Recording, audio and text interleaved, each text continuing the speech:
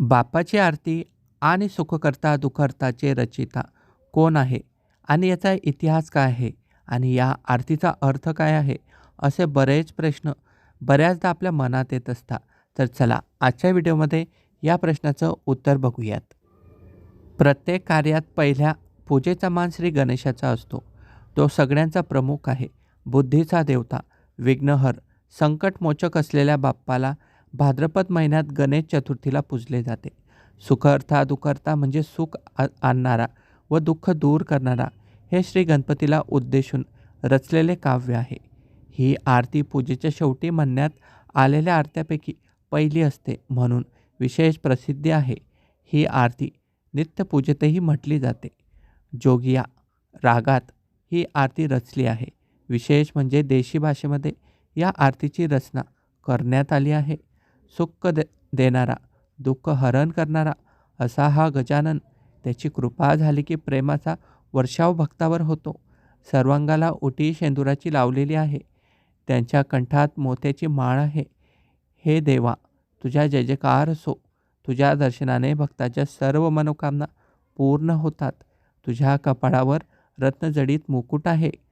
कुंकू केशर मिश्रित चंदनाची उटी लावलेली आहे. हिरे जडित मुकुट तुझ्या मस्तकावर शोभून दिसतो.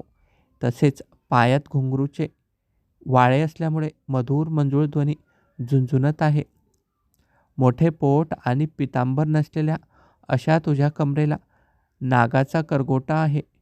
3 नेत्र असलेला सरळ सोंड वाकडे तोंड असा तुझा अवतार मनमोहक आहे. अशा देवी मी तुझा दास माझ्या घरी आतुरतेने वाट पाहत आहे. सर्वांकडून पूजला जाणारा तू मला प्रसन्न हो, असा या आरतीचा संक्षिप्त अर्थ असून हे पद समर्थ रामदास स्वामी यांनी लिहिले आहे. पुणे जिल्ह्यात नसलेल्या मोरेगावातील गणपतीची मूर्ती पाहून समर्थांना ही आरती लिहिण्याची प्रेरणा मिळाली होती असे मानले जाते. मित्रांनो, तुम्हाला माहिती आहे का, गणपतीचे विसर्जन पाण्यातच का केले जाते? तर चला बघूया या प्रश्नाचं खरं उत्तर. मित्रांनो, चतुर्थीच्या दिवशी प्रत्येक घरात गणपतीची स्थापना केली जाते आणि 10 दिवस त्याची पूजा केली जाते. अनंत चतुर्थीच्या दिवशी गणपतीची मूर्ती नदी किंवा तलावात विसर्जित करण्यात येते. नदी किंवा तलावात ही मूर्ती का विसर्जित केली जाते बघूयात.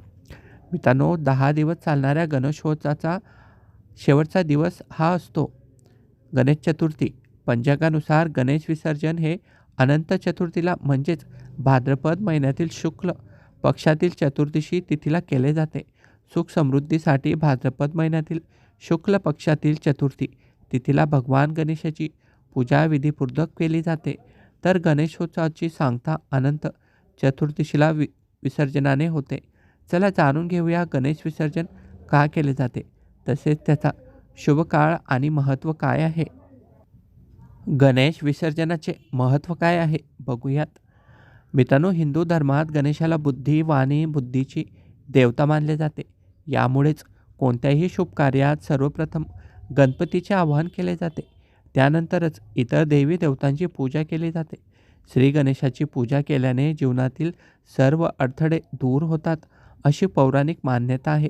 यासोबतच श्री गणेशाची पूजा केल्याने घरातील वास्तुदोषही दूर होतात. भाद्रपद महिन्यातील शुक्ल पक्षातील चतुर्थी तिथीला गणेशाचा जन्म झाला असे मानले जाते. यामुळेच गणेश चतुर्थीच्या दिवशी प्रत्येक घरात गणपतीची स्थापना केली जाते आणि 10 दिवस गणपतीची पूजा केली जाते. मित्रांनो, अनंत चतुर्थीच्या दिवशी गणपतीला ची मूर्ती जी असते ती नदी किंवा तलावात विसर्जित करण्यात येते. यंदा चतुर्थी ही 28 सप्टेंबरला आहे असा कॅलेंडरकर्त्यांनी दावा केला आहे. गणेश विसर्जनाची पौराणिक कथा काय आहे बघूयात. मित्रांनो, अनंत चतुर्थीच्या दिवशी गणपतीची मूर्ती पाण्यात विसर्जित केली जाते. कारण असे मानले जाते की गणपती हे जलतत्वाचे अधिपती आहेत. पुराणानुसार देव व्यासजी गणपतीला कथा सांगत असत आणि बाप्पा त्या लिहित असत. कथा सांगताना वेद व्यासजींनी डोळे मिटले. ते सतत 10 दिवस कथा सांगत राहिले आणि बाप्पा लिहून ठेवत राहिले. पण 10 दिवसांनी जेव्हा वेद व्यासजींनी डोळे उघडले तेव्हा त्यांना दिसले की गणपतीच्या शरीराचे तापमान खूप वाढले आहे.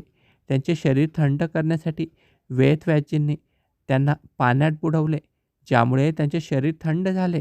तेव्हापासून गणेश विसर्जन हे गणपतीला थंड करण्यासाठी केले जाते, अशी धार्मिक मान्यता आहे.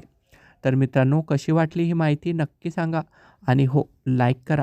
धन्यवाद.